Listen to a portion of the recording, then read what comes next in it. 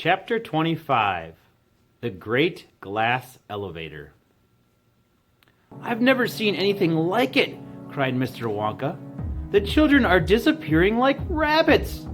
But you mustn't worry about it. They'll all come out in the wash." Mr. Wonka looked at the little group that stood beside him in the corridor. There were only two children left now, Mike TV and Charlie Bucket. And there were three grown-ups, Mr. and Mrs. TV and Grandpa Joe. "Shall we move on?" Mr. Wonka asked. "Oh, yes," cried Charlie and Grandpa Joe both together.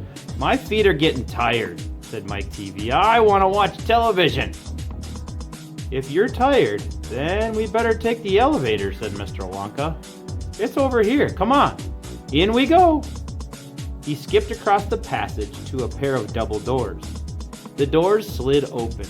The two children and the grown-ups went in. "Now then," cried Mr. Wonka, "which button shall we press first? Take your pick."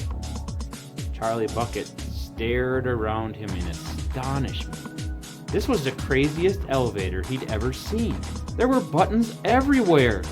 The walls and even the ceiling were covered all over with rows and rows and rows of small black push buttons. There must have been 1,000 of them on each wall and another 1,000 on the ceiling. And now Charlie noticed that every single button had a tiny printed label beside it telling you which room you would be taken to if you pressed it. "This isn't just an ordinary up and down elevator," announced Mr. Wonka proudly. "This elevator can go sideways and long ways and slant ways and any other way you can think of. It can visit any single room in the whole factory, no matter where it is. You simply press the button and zing, you're off." "Fantastic," murmured Grandpa Joe. His eyes were shining with excitement as he stared at the rows and rows of buttons.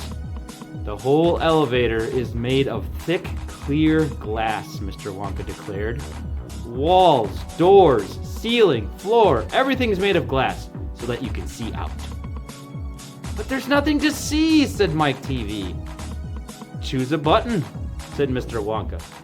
"The two children may press one button each, so take your pick. Hurry up.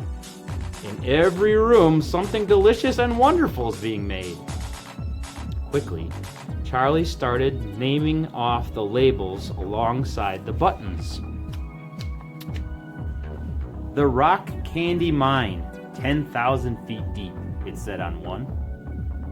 "Coconut Ice Skating Rinks," it said on another.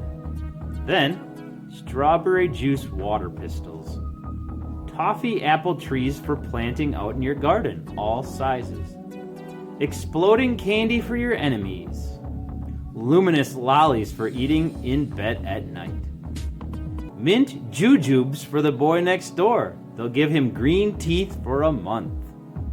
Cavity-filling caramels. No more dentists. Stick jaw for talkative parents. Wriggle sweets that wriggle delightfully in your tummy after swallowing. Invisible chocolate bars for eating in class. Candy-coated pencils for sucking. Fizzy lemonade swimming pools. Magic hand fudge. When you hold it in your hand, you taste it in your mouth. Rainbow drops. Suck them and you can spit in 6 different colors." Come on, cried Mr. Wonka. "You can't wait all day." "Isn't there a television room in all of this lot?" asked Mike TV. "Certainly there's a television room," Mr. Wonka said. "That button is over there." He pointed with his finger. Everybody looked. "Television chocolate," it said on the tiny label beside the button. "Whoopee!" shouted Mike TV. "That's for me."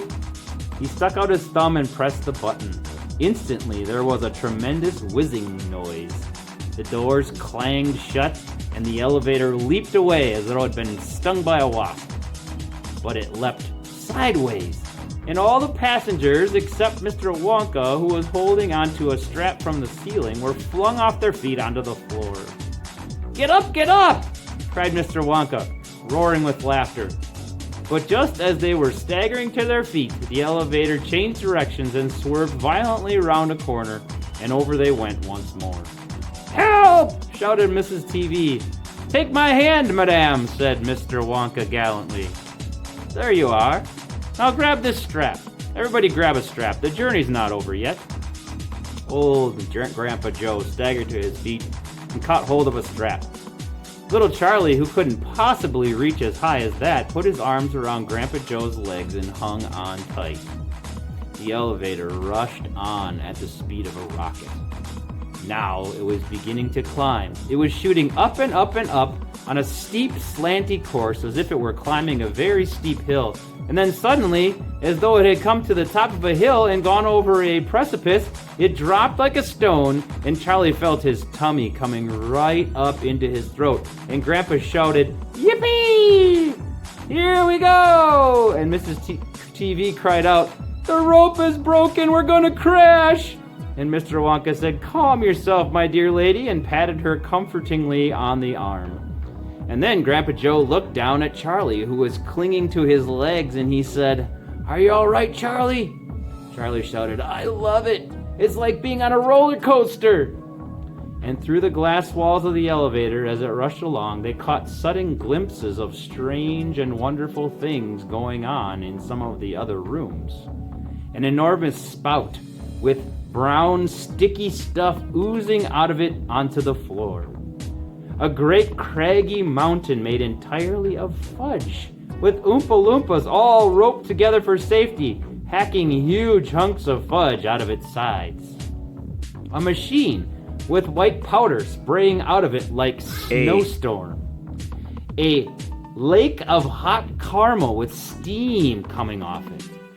A village of Oompa Loompas with tiny houses and streets and hundreds of Oompa Loompa children, no more than 4 inches high, playing in the streets. And now the elevator began flattening out again, but it seemed to be going faster than ever, and Charlie could hear the scream of the wind outside as it hurtled forward. And it twisted, and it turned, and it went up, and it went down, and "I'm gonna be sick," yelled Mrs. TV, turning green in the face. "Please don't be sick," said Mr. Wonka. "Try and stop me," said Mrs. TV. "Then you'd better take this," said Mr. Wonka, and he swept his magnificent black top hat off his head and held it out upside down in front of Miss TV's mouth. "Make this awful thing stop," ordered Mr. TV.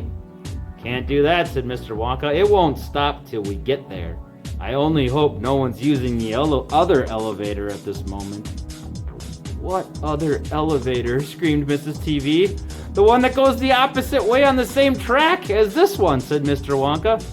"Holy mackerel!" cried Mr. TV. "You mean we might have a collision?" "I've always been lucky so far," said Mr. Wonka. "Now I am going to be sick," said Mrs. TV. No, said Mr. Wonka. "Not now. We're nearly there. Don't spoil my hat." The next moment there was a screaming of brakes, and the elevator came to a slow down, and it stopped altogether.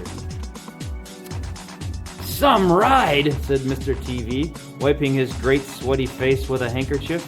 "Never again," gasped Mrs. TV, and then the doors of the elevator slid open, and Mr. Wonka said, "Just a minute now. Listen to me. I want everybody to be very careful in this room. There's dangerous stuff around in here, and you must not tamper with it."